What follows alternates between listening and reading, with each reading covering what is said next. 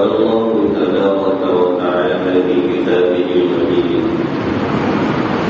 بعد أعوذ بالله من الشيطان الرجيم بسم الله الرحمن الرحيم تؤتي من تشاء منهن وتؤوي إليك من تشاء وقال تبارك وتعالى في موضع آخر لقد كان لكم في رسول الله أسوة حسنة لمن كان يرجو الله واليوم الآخر وذكر الله كثيرا. وقال النبي صلى الله تعالى عليه وسلم والله لا يؤمن أحدكم حتى أكون أحب إليه من ولده ووالده والناس أجمعين أو كما قال عليه الصلاة والسلام.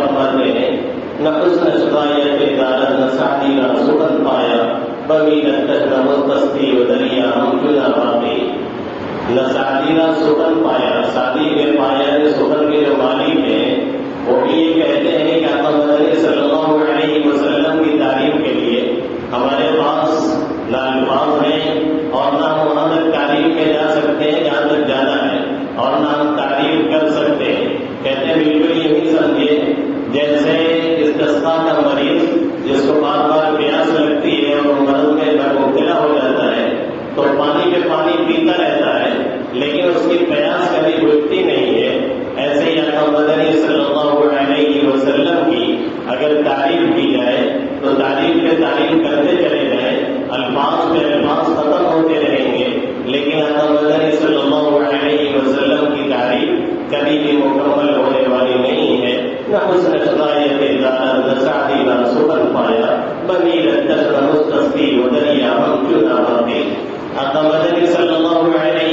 وسلم اس دنیا کے اندر تشریف لائے. آپ صلی اللہ علیہ وسلم کو 40 سال کے دنوں کے بعد مبعوث کیا گیا اور نبی بتایا گیا. آپ صلی اللہ علیہ وسلم بھی اسی دنیا میں بسنے والے ایک انسان ہیں، لیکن کیسے انسان ہیں؟ ہمارے اور آپ کی طرف سے نہیں ہے. ایک عربی کے شاعر نے کہا اور بالکل بجا کہا، محمد بشر لا کالبشر ویقود حجر لا کالحجر، کہ محمد عربی صلی اللہ علیہ وسلم بھی ایک انسان ہے لیکن عام انسانوں کی طرف سے نہیں ہے. ایسے ہی یعقوب بھی ایک پتھر ہے لیکن عام پتھروں کی طرف سے نہیں ہے. آپ یہاں سے باہر نکلے اور مٹی کا ڈھیلا اٹھا کر کے لے کے چلے جائیں کسی سراغ اور جوہری کی اور کہیں کہ ذرا اس کی قیمت لگا دیجیے، کھینچ کے آپ کے ٹکلے میں مارے گا اور شاید پٹی بنوانی پڑے گی. اور اگر اس سے یہ معلوم ہو جائے کہ یہ یعقوب لے کر کے آیا ہے، یہ زمرد لے کر کے آیا ہے، یہ یاقوت احمر لے کر کے آیا ہے، یہ سرخ یاقوت لے کر کے آیا ہے، تو کہنے سے پہلے ہی وہ چٹکارا لینے لگے گا کہ کاش اس کا دام لگ جائے اور یہ چیز ہمیں مل جائے. شاید کہتا ہے محمد البشر لا کالبشر ویقود حجر لا کالحجر. محمد عربی صلی اللہ علیہ وسلم بھی ایک انسان ہے لیکن عام انسانوں کی طرح سے نہیں ہے، اور یعقوب بھی ایک پتھر ہے لیکن عام پتھروں کی طرح سے نہیں ہے. ایسے ہی مدنی صلی اللہ علیہ وسلم یقیناً ہمارے بیچ سے اٹھائے گئے ہیں، ہمارے درمیان سے اٹھائے گئے ہیں، ہم انسانوں سے اٹھائے گئے ہیں، لیکن ہماری اور آپ کی سوچ سے وراؤ مراسم وراؤ والا ہے. آقا مدنی صلی اللہ علیہ وسلم کی ذات کچھ اور ہے، ہماری اور آپ کی ذات کچھ اور ہے، لیکن پھر بھی آپ ہیں، اسی دنیا میں آئے ہیں، ہماری اور آپ کی رہنمائی کے لیے آئے ہیں، انسانوں کی رہنمائی کے لیے آپ کو مبعوث کیا گیا ہے. آپ آقا مدنی صلی اللہ علیہ وسلم کی مرضیات پہ نہ صرف چلنے والے ہیں بلکہ اس کی طرف رہنمائی کرنے والے ہیں اور اسے بتانے والے ہیں.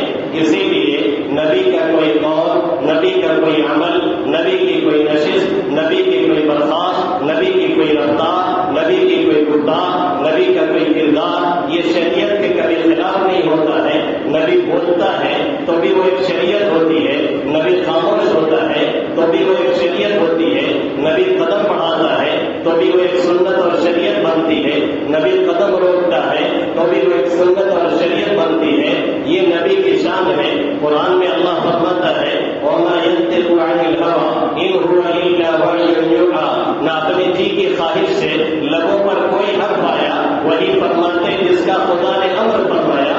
آقا مدنی صلی اللہ علیہ وسلم اپنی خواہش سے نہیں بولا کرتے تھے، ادھر سے جو اشارہ ہو، ادھر سے جو حکم ہو، ادھر سے جو بات کہنے کو کہی جائے، آقا مدنی صلی اللہ علیہ وسلم وہ بولا کرتے تھے. اس لیے آپ کی زبان سے نکلا ہوا ایک علم ایک سند بنا، ایک وحی بنا، ایک ایسا کلام بنا جس نے لازوال اور انمٹ نقوش چھوڑے اور رہتی دنیا تک کے لیے آقا مدنی صلی اللہ علیہ وسلم کو نبی آخر الزماں بنا کر کے بھیجا گیا. اب کوئی نبی آنے والا نہیں. یہ ہمارا اور آپ کا ایمان اور عقیدہ ہے.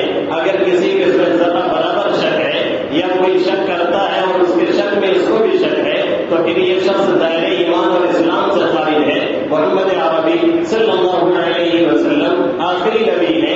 اب کوئی نبی آنے والا نہیں ہے.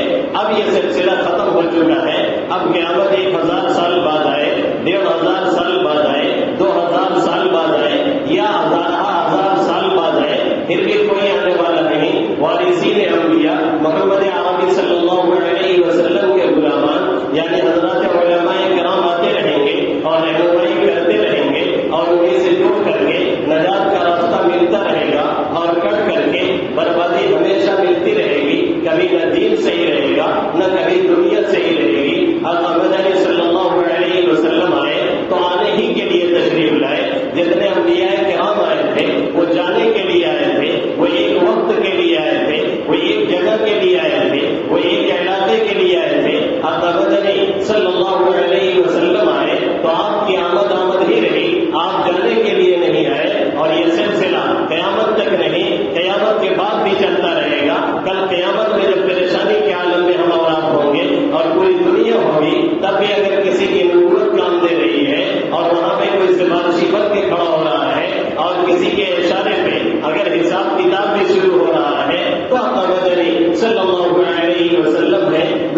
کوئی نہیں ہے. یہ ہے میرے نبی محترم محمد عربی صلی اللہ علیہ وسلم. لیکن میں نے پہلے ہی کہا کہ آپ بھی ایک انسان ہیں اور انسانی جو چیزیں ہیں وہ بھی آپ کے ساتھ ہوتی ہے اور گزرتی ہے. جیسے ہمیں گرمی لگتی ہے ایسے ہی نبی کو لگتی ہے. جیسے ہمیں سردی لگتی ہے ایسے ہی نبی کو لگتی ہے. جیسے ہم شادی بیاہ کرتے ہیں ایسے ہی نبی بھی عموماً کرتے ہیں. جیسے ہمیں کھانے پینے کی ضرورت محسوس ہوتی ہے ایسے ہی انبیاء کرام کو بھی محسوس ہوتی ہے. اور کفار سوچتے اور سمجھتے تھے کہ نبی کوئی دوسری مخلوق یا کوئی فرشتہ ہوتا ہے اس لیے وہ اعتراض کرتے تھے. وقالوا ما لهذا الرسول يأكل الطعام ويمشي في الأسواق لولا أنزل إليه ملك فيكون معه نذيرا. وہ کہتے تھے اس رسول کو کیا ہو گیا ہے یہ بازار میں بھی جاتا ہے یہ سواری بھی چلاتا ہے.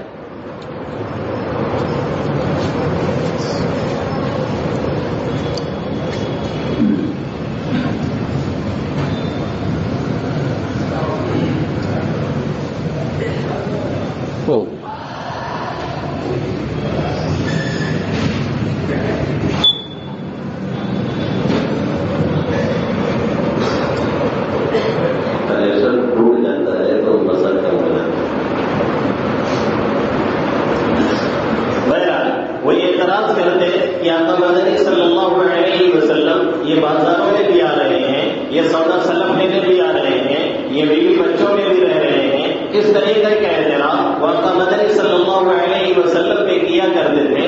اور یہ بھی ہم کو اور آپ کو معلوم ہے کہ اس دنیا میں جو بھی آنا ہے اور جتنے بھی آئے ہیں ہر ایک تجارت نہیں کرتا ہر ایک ملازمت نہیں کرتا ہر ایک زراعت نہیں کرتا ہر ایک کاشتکاری نہیں کرتا. کوئی ملازمت کرتا ہے کوئی تجارت کرتا ہے کوئی بلڈنگ بناتا ہے کوئی انجینئرنگ کرتا ہے کوئی ڈاکٹری کرتا ہے کوئی پیشہ اختیار کرتا ہے. لیکن عموماً ہوتا یہ ہے کہ ہر شخص شادی اور بیاہ کرتا ہے. اس مرحلے سے عموماً ہر ایک کو گزرنا پڑتا ہے. اس مرحلے سے تقریباً ہر ایک کو گزرنا پڑتا ہے. فیملی سسٹم کا حصہ ہر کوئی بنتا ہے. خاندان کا ہر فرد کوئی نہ کوئی بنتا ہے اور کسی نہ کسی اعتبار سے بنتا ہے. میاں بیوی کے تعلقات عموماً ہر شخص میں قائم ہوا کرتے ہیں اور ہر شخص کے یہاں سسٹم پایا جاتا ہے. اللہ رب العزت نے موقع امتحان میں جہاں احسان جتلایا ہے کہ ہم نے نبی کے ایک قطرے سے ایک ذلیل پانے سے تمہیں 6 فٹ اور 7 فٹ کا بنایا. اور یہی نہیں کہ تمہیں بنایا تمہارے خاندان کو بنایا تمہارے اماں ابا کو بنایا اور یہ سسٹم تمہارا چلایا. نسبی رشتہ بھی چلایا سسرالی رشتہ بھی چلایا اور ہزاروں لوگوں کو جوڑا. کس نے جوڑا اور کیسے جوڑا؟ منی کے ایک قطرے سے ایک ذلیل پانی سے. اللہ فرما رہا ہے وَالَّذِي خَلَقَ مِنَ الْمَاءِ بَشَرًا فَجَعَلَهُ نَسَبًا وَصِهْرًا وَكَانَ رَبُّكَ قَدِيرًا. اللہ وہی ہے جس نے منی کے ایک قطرے سے نسبی رشتہ چلایا خاندانی رشتہ چلایا سسرالی رشتہ چلایا. اللہ فرما رہا ہے دیکھو یہ ہزاروں لوگ جو ایک دوسرے سے جڑے ہیں وہی منی کا ایک قطرہ ہے ایک ذلیل پانی ہے. یہ تمہارے بس کا نہیں تھا یہ ہم نے کیا ہے. ہم بڑی قدرت والے ہیں ہم بڑی طاقت والے ہیں. یہ سسٹم تقریباً ہر جگہ پایا جاتا ہے. اسی سسٹم کے تحت آقا مدنی صلی اللہ علیہ وسلم نے بھی شادی اور بیاہ کی. آپ کا بھی نکاح دو مختلف قبائل کے اندر ہوا. آپ صلی اللہ علیہ وسلم نے بھی ادھر ادھر رشتے کیے ہیں اور رشتہ ایک نہیں. آقا مدنی صلی اللہ علیہ وسلم کے رشتے کے اندر کل 11 بیویاں آئی ہیں. اور اسی پر سب سے زیادہ اعتراض رہا کہ محمد عربی صلی اللہ علیہ وسلم نے متعدد نکاح کیوں کیے. اسی پر سب سے اعتراض رہا اور جو بلوا کھڑا ہوا اور جو بوال کھڑا ہوا اسی بات کو لے کر کے کھڑا ہوا. آپ نے متعدد نکاح کیوں کیے؟ ایک اعتراض یہ ہوتا ہے اور دوسرا اعتراض یہ ہوتا ہے کہ امی جان حضرت عائشہ طاہرہ مطہرہ حبیبۃ النبی صلی اللہ علیہ وسلم ان سے 6 سال کی عمر میں آقا مدنی صلی اللہ علیہ وسلم نے نکاح کیا اور 9 سال کی عمر میں ان کی رخصتی ہو جاتی ہے. صحیح طریق قول کے مطابق بخاری وغیرہ کی روایت کے مطابق جبکہ بعض لوگ 18 کا بھی قول پیش کرتے ہیں لیکن اس کی کوئی حیثیت نہیں ہے. صحیح یہ ہے کہ 6 سال میں نکاح ہوتا ہے اور صحیح یہ ہے کہ 9 سال میں ان کی رخصتی ہو جاتی ہے.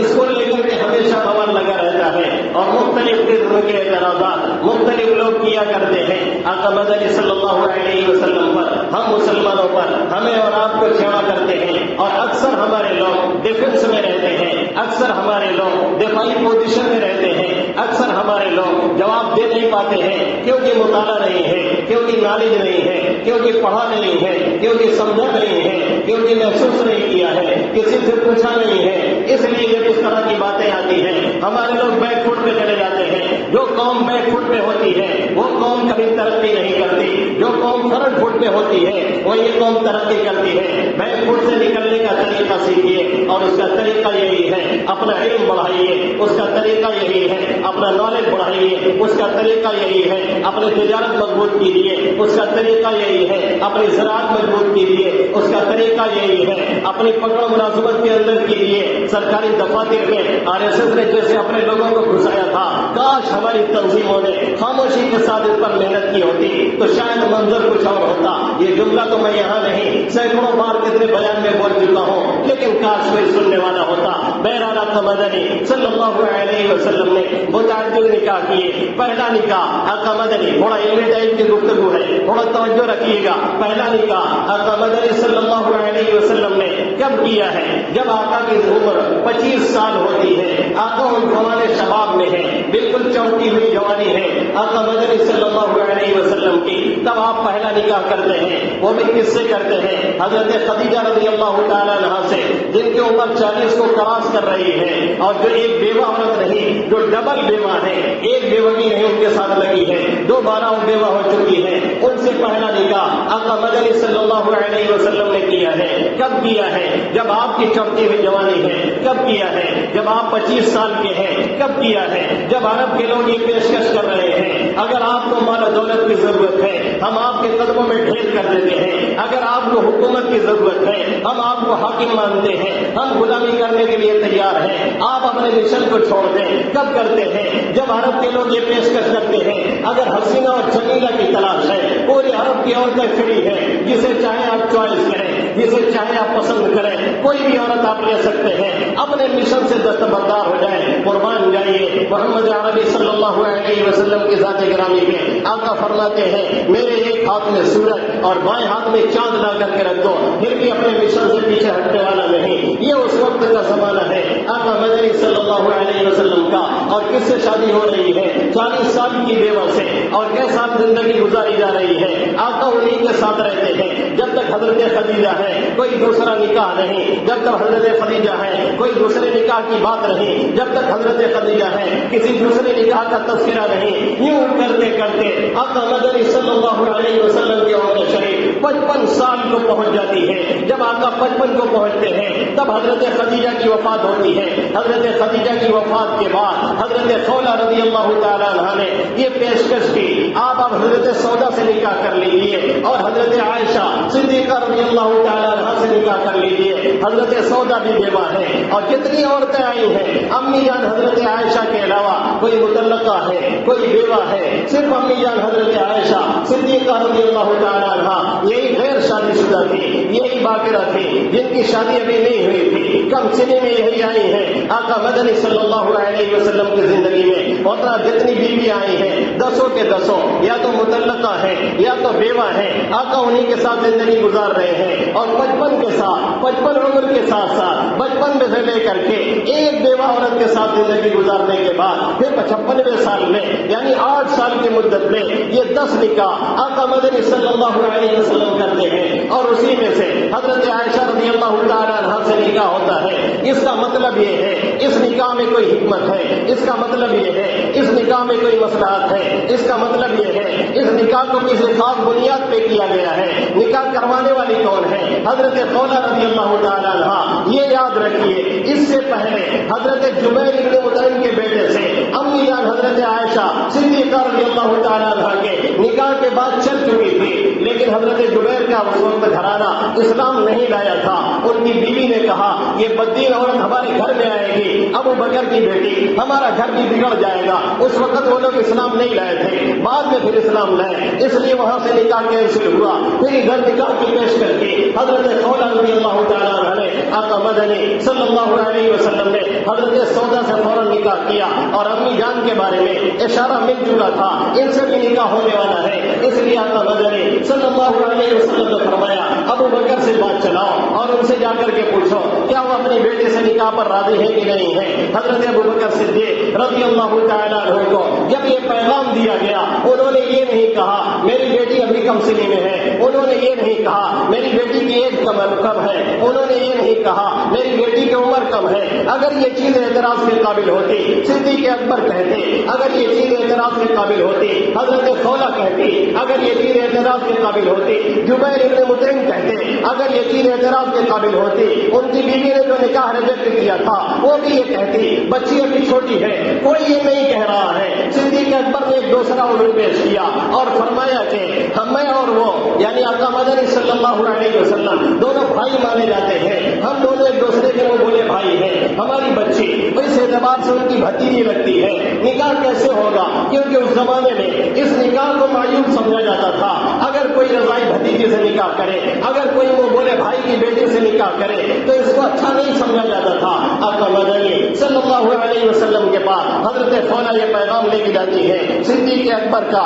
آقا فرماتے ہیں وہ میرے سگے بھائی نہیں ہیں, صرف وہ بولے بھائی ہیں, ان کی بچی میری سگی بھتیجی نہیں ہے, صرف یوں ہی کہا جاتا ہے, اس لیے نکاح کرنے میں کوئی حرج نہیں. آقا مدنی صلی اللہ علیہ وسلم کا یہ نکاح ہو جاتا ہے. منافقین جو ہر وقت تیار بیٹھے رہتے تھے مدینہ میں بلوا مچانے کے لیے, جو وقت تیار بیٹھے رہتے تھے افواہیں پھیلانے کے لیے, جو ہر وقت تیار رہتے تھے بدنام کرنے کے لیے, جنہوں نے ایک موقع پہ امی جان حضرت عائشہ صدیقہ رضی اللہ تعالیٰ عنہا پہ زنا کی تہمت لگائی, وہ بھی خاموش ہیں, کچھ نہیں بول رہے ہیں. نکاح ہو جا رہا ہے, 6 سال کی عمر میں رخصتی ہو رہی ہے, 9 سال کی عمر میں. اس کا مطلب یہ ہے کہ ان کے نزدیک بھی اس نکاح میں کوئی قباحت نہیں تھی, ان کے نزدیک بھی اس نکاح میں کوئی خرابی نہیں تھی, ان کے نزدیک بھی اس نکاح کی عمر کو لے کر کے کوئی مسئلہ نہیں تھا. اس لیے سبھی کے سبھی خاموش رہے, کسی نے کوئی اعتراض نہیں کیا, کیونکہ عرب میں اس وقت رواج یہ تھا کم سنی میں نکاح ہوتا تھا.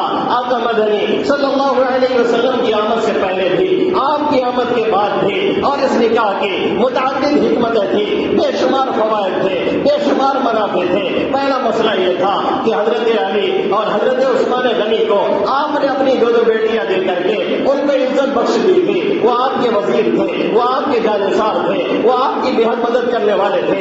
آپ نے ان کی قربانیوں کا صلہ دیا. عمر فاروق کا صلہ آپ نے حضرت حفصہ سے شادی کر کے دیا. بچ گئے تھے صدیق اکبر جن کے ہاں کوئی رشتہ نہیں ہو سکا تھا اور جن کا بدلہ کوئی نہیں دیا جا سکا تھا. اس کا بدلہ اس طرح سے دیا گیا کہ صدیق اکبر کی بیٹی سے آقا مدنی صلی اللہ علیہ وسلم نے نکاح کر لیا. صدیق اکبر کو کوئی اعتراض نہیں, ان کی بچی کو کوئی اعتراض نہیں. میاں بیوی راضی تو کیا کریں گے قاضی, ان کے پیٹ میں کوئی درد نہیں ہو رہا ہے. یہاں بیٹھ کے نفرتی چنٹو طرح طرح کی باتیں کر رہے ہیں, طرح طرح کی چیزیں اچھال رہے ہیں. جو نکاح کروا رہا ہے, جو باپ ہے اسے کوئی اعتراض نہیں, جس خاندان کی بچی اسے کوئی اعتراض نہیں, جو خود بچی اسے کوئی اعتراض نہیں. اس سے معلوم ہوا کہ یہ لوگ سمجھ رہے تھے اس طرح سے نکاح ہوتا رہتا ہے, علاقے پہ مبنی ہوتا ہے, رواج پہ مبنی ہوتا ہے, تعامل پہ مبنی ہوتا ہے. علاقہ کیسا ہے, نشو و نما کیسی ہوتی ہے, باڈی لینگویج کیسی ہے, یہ دیکھا جاتا ہے. نکاح میں یہ نہیں دیکھا جاتا عمر کتنی ہو چکی ہے, لوگ یہ دیکھتے ہیں فزیکلی وہ سیٹ ہے کہ نہیں, مینٹلی وہ سیٹ ہے کہ نہیں, باڈی لینگویج اس کی کیسی ہے, گروتھ اس کا ہوا ہے کہ نہیں, یہی چیز دیکھی جاتی ہے. اس لیے کسی نے بھی اعتراض نہیں کیا. سب کو یہ معلوم تھا کہ اس عمر میں نکاح کرنا اور رخصتی کرنا یہ مکہ کے ماحول کے اعتبار سے کوئی غلط نہیں ہے, کیونکہ یہ لوگ کھجور کھاتے ہیں, یہ لوگ اونٹنی کا دودھ پیتے ہیں جس میں غذائیت بہت ہے, جس میں طاقت بہت ہے, جس کی وجہ سے نشو و نما بہت تیزی سے ہوتا ہے. ہمارے اور آپ کے خاندان میں بھی ہم نے نامعلوم کتنے بچوں اور بچیوں کو دیکھا ہوگا جن کی عمر 10-10 سال کی ہے, وہ 15 سال اور 18 سال کی دکھتی ہے اور دیکھتے ہیں, اور کتنے 20 سال کے ہیں, لگتا ہے چشکا عام ہے, کھانے کو پا نہیں رہے ہیں. یہ بدن جو بنتی ہے علاقے کے اعتبار سے ہوتی ہے, جگہ کے اعتبار سے ہوتی ہے, نشو و نما جو ہوتی ہے, گروتھ جو ہوتا ہے, ہر علاقے کا الگ ہوا کرتا ہے. اس لیے کسی نے اعتراض نہیں کیا. آج لوگ اعتراض کر رہے ہیں, کاش یہ اعتراض کرنے والے یہ اٹھا کر کے اپنی کتابیں دیکھتے, کاش یہ اعتراض کرنے والے یہ اٹھا کر کے تاریخ پڑھتے، کاش یہ اعتراض کرنے والے یورپ اور امریکہ کے بنائے ہوئے نظام کو دیکھتے تو اس طرح کا اعتراض کبھی بھی آقا مدنی صلی اللہ علیہ وسلم پر نہ کرتے کہ آپ نے 6 سال کی عمر میں حضرت عائشہ سے شادی کی اور 3 سال تک انتظار کیا۔